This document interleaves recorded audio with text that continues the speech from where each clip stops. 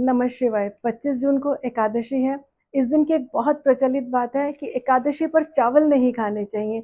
अब क्यों नहीं खाने चाहिए, या चावल खाने चाहिए या नहीं खाने चाहिए, क्योंकि श्री बद्रीनाथ धाम में और श्री जगन्नाथपुरी धाम में एकादशी वाले दिन भी चावल की खिचड़ी का प्रभु को भोग लगता है और भक्तों में प्रसाद बढ़ता है, तो वहां पाप क्यों नहीं लगता। तो इसके पीछे जो प्रचलित कथा है कि एक बार एकादशी वाले दिन ब्रह्मा जी को श्री जगन्नाथ धाम में प्रभु की दर्शन करने की बहुत तीव्र इच्छा हुई और वो श्री जगन्नाथपुरी धाम में जब पहुंचे तो उस समय दर्शन का समय बंद हो चुका था, द्वार बंद हो चुके थे। तो ब्रह्मा जी को भूख लगी, उन्होंने सोचा कि मैं लंगर प्रसाद ग्रहण कर लेता हूँ, लेकिन वो भी भोजनालय रसोई घर बंद हो चुका था, भोजन प्रसाद नहीं मिला। तब ब्रह्मा जी ने देखा कि द्वार पर किसी एक पत्तल में थोड़े से झूठे बचे हुए चावल पड़े हैं, जिसे एक स्वान खा रहा था। लेकिन ब्रह्मा जी भक्ति में इतने लीन थे कि वो उसी स्वान के साथ ही वो बचे हुए झूठे चावल उसके साथ खाने लगे।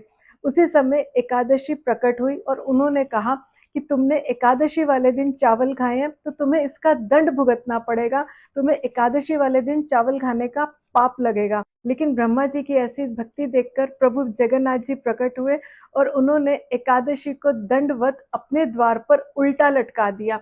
आज भी श्री जगन्नाथपुरी धाम में एकादशी दरवाजे पर उल्टी लटकी हुई है। ब्रह्मा जी की ऐसी भक्ति देखकर वरदान दिया कि एकादशी वाले दिन जो भी व्यक्ति श्री जगन्नाथपुरी धाम का लंगर प्रसाद ग्रहण करता है, भोग लगा भोजन प्रसाद ग्रहण करता है, उसे एकादशी में चावल खाने का पाप नहीं लगता।